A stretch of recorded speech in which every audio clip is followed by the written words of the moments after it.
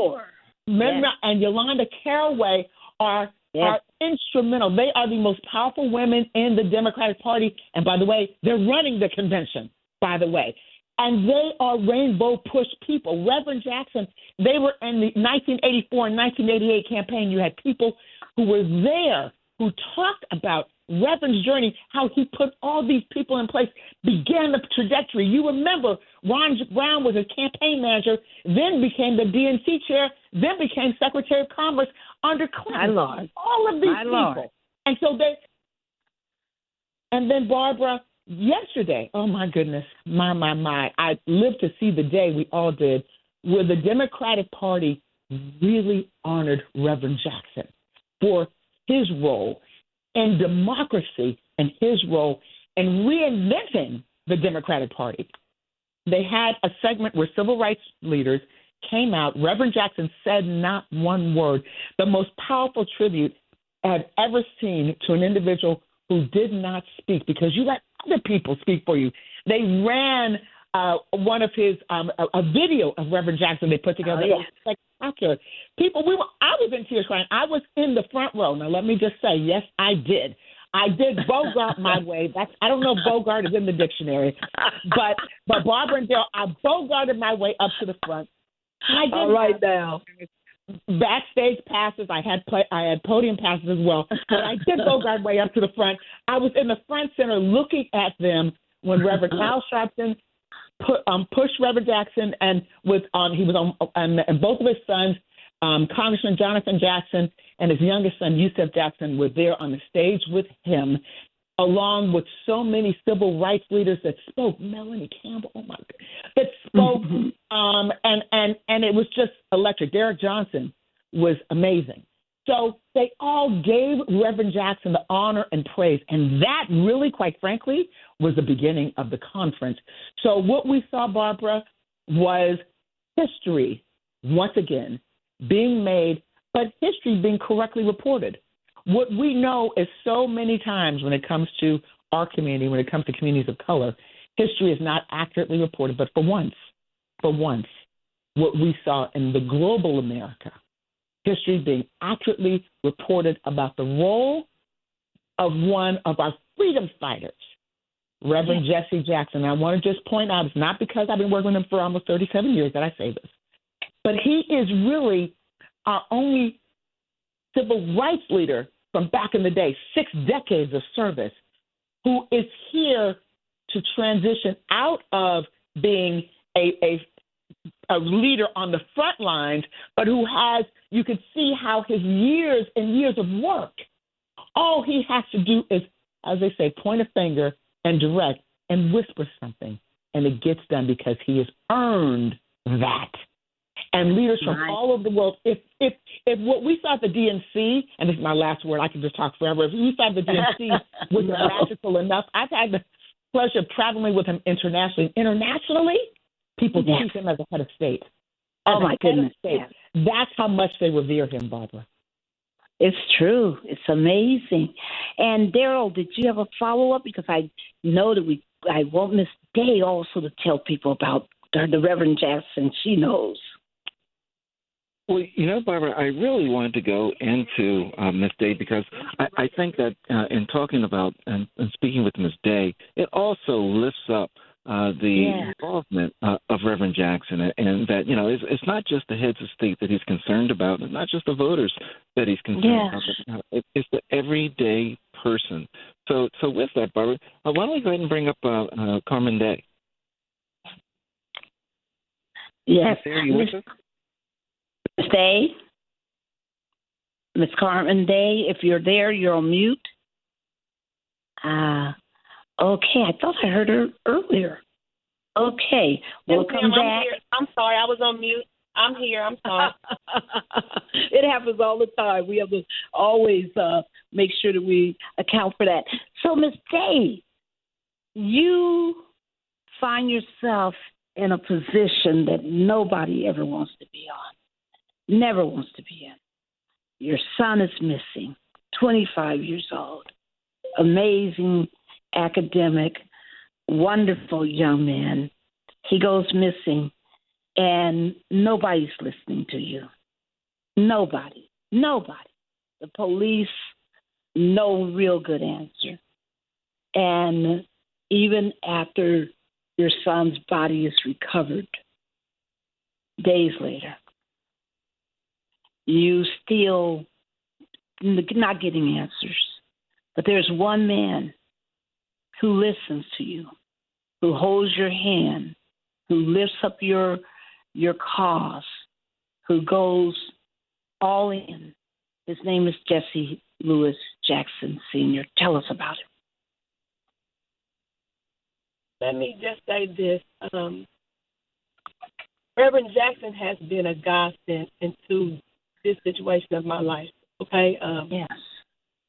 From Jelani went missing, I reported him missing on August 25th of 2024. From August 25th of 2024 until September 22nd, September 23rd, when they identified that body as him, I was not getting any kind of major national coverage. I was not getting any kind of help. I was pleading and begging people and authorities to help assist me with everything that I had to do, whether it was searches or anything. In October, when I buried Jelani, it was the next day when Reverend Jackson had contacted me, and he put a fire under this that I only wish that he could have started way back in August. But with everything that he has done thus far has been extremely, incredibly helpful. He calls me daughter. That's how much he has helped me. It wasn't just, and to this day, he still welcomes me anytime.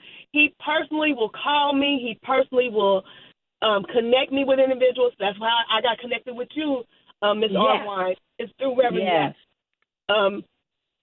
He just told me the other day that he's not stopping, that he's going to tell Kamala about Jelani. So I just want the world to know, Reverend Jesse Jackson is a man that has stood on his word with me. He has stood behind me. He has pushed me, even as he has not been able to say a lot anymore. Reverend Jackson has still been a mighty man of power in behind this force with me.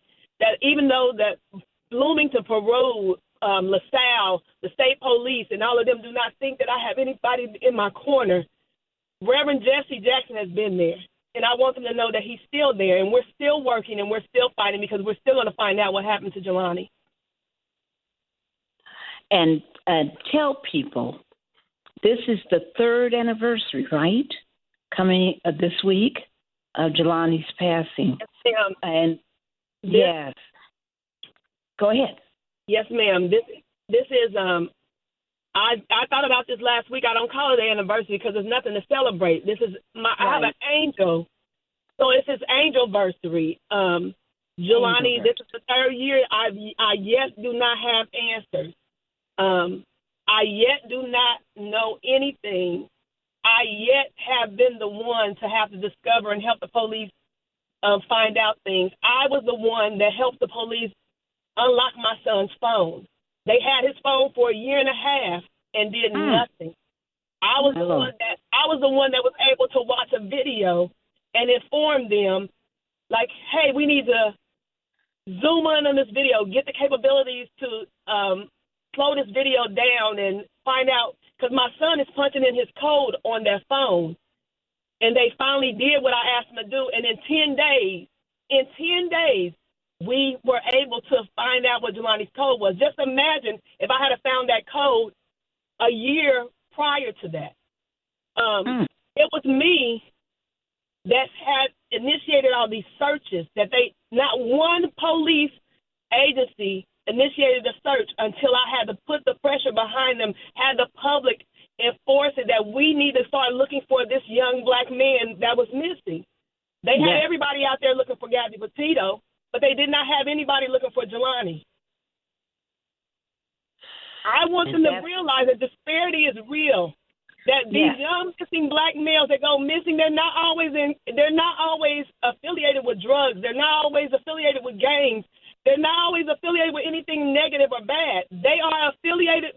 These young men, my young man, he was a great young man. He was one that was smart. He was extremely. He had a great future ahead of him, and they dismissed my son. They dismissed me.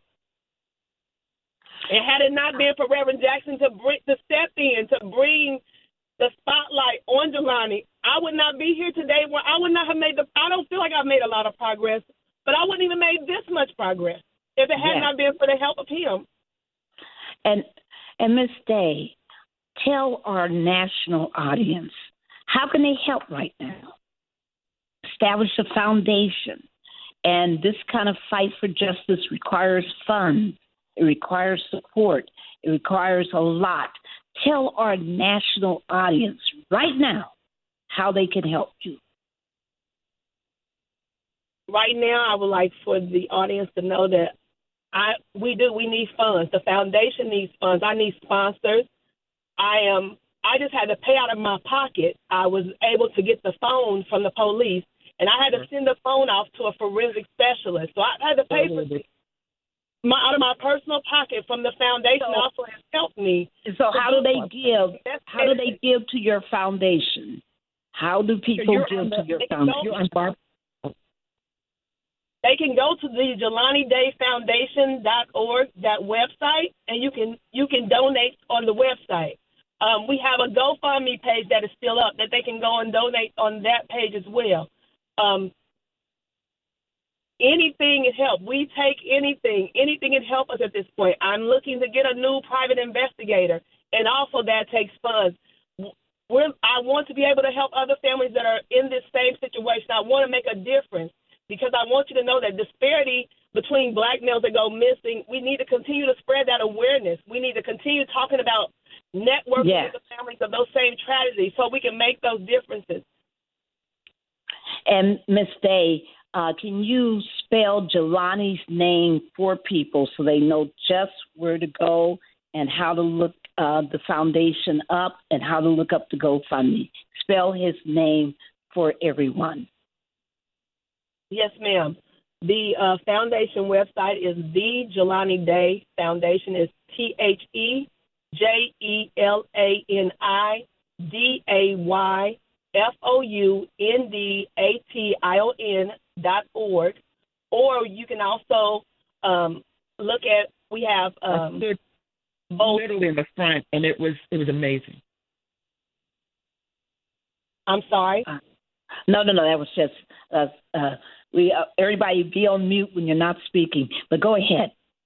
Go ahead and tell us about the GoFundMe. We also have the Justice for Jelani Day. We also have the Justice for Jelani Day on social media platforms on both Instagram and Facebook. The Justice for Jelani Day page, that they can reach us on there. You can give. We're also going to have a call to action because I am currently seeking a congressional inquiry. I need the support of our congressmen. I need the support of our senators and state representatives. I've been reaching out to them. I've been ignored. And, of course, again, like I said, Reverend Jackson has been down. But, again, Congressman Jonathan Jackson, he's also been one that he's saying that he's going to take the spearhead and he's going to help me try to get this. Because we need also for the Department of Justice to step in and to look into these police departments that are over this investigation, because this investigation is classified as still open. However, they have informed me that they're not doing any work and they don't plan to because they don't feel like there's nothing for them to do. However, there are things that I've uncovered that they should do, that they're going to do. I'm going to insist that they do. So I need the public behind me. If it's the public pressure that makes these police departments get up and do their job, I'm asking each and everybody that's under the sound of my voice to help me. I need your help. Amen. Amen. And is there any other way that you want people to contact you who want to help? Is there any other way? They can reach out to me on all social media platforms. or they can email me directly at the Jelani Day Foundation at gmail.com. They can email me at that email address. Also, I know. Or once again. Yes, and I know one thing